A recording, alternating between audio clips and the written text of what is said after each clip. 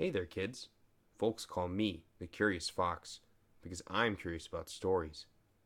Today's story is about adopting a dog. Why don't you have a seat and I'll tell you all about it?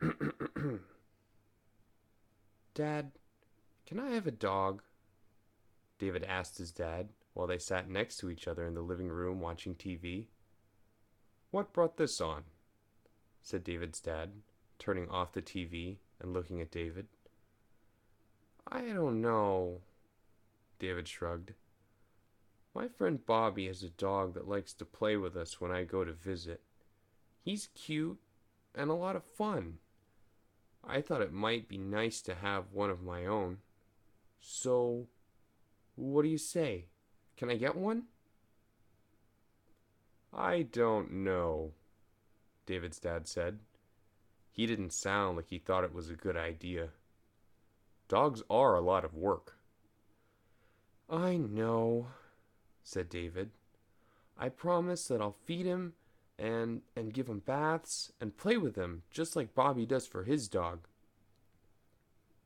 Dogs bark a lot, and they chew things, said David's dad. And they leave hair everywhere. I'll teach him not to bark and not to chew, and I'll clean up all the hair, said David. How are you going to teach him not to bark and chew? His dad asked. David thought about it.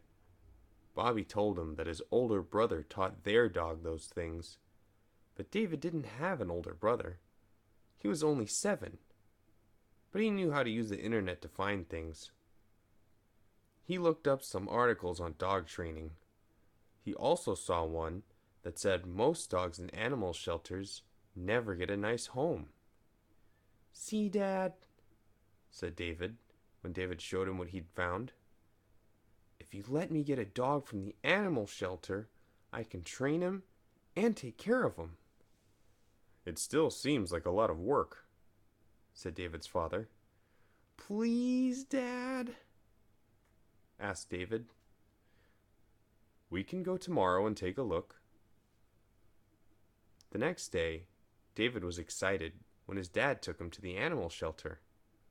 When he got there, he was sad to see how many dogs didn't have homes. He wanted to take them all home, but he knew his dad would never go for that. It was hard to pick just one, but he finally found a big brown dog with short legs and floppy ears. Can he come home with us? David asked his dad. David's dad said yes, and David took the dog home. David named him Butch. Butch barked a lot at first, but David taught him to sit and to stay and how not to bark. He taught Butch which things were his chew toys and not to chew his dad's shoes. It was hard work, but David's mom and dad helped too. Before too long, Butch knew what he was supposed to do. He and David became best friends. Thanks for letting me get Butch, David told his dad.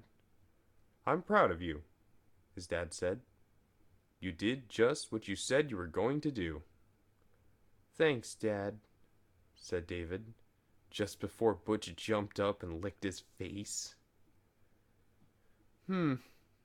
Training dogs sounds like hard work, but it also sounds like a rewarding experience. Thanks for listening, and I'll see you next time.